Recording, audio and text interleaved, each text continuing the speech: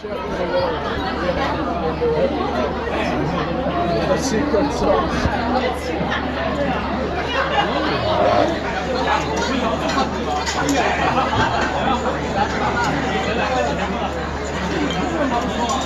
Wow, it's really good. Yeah, I really like that.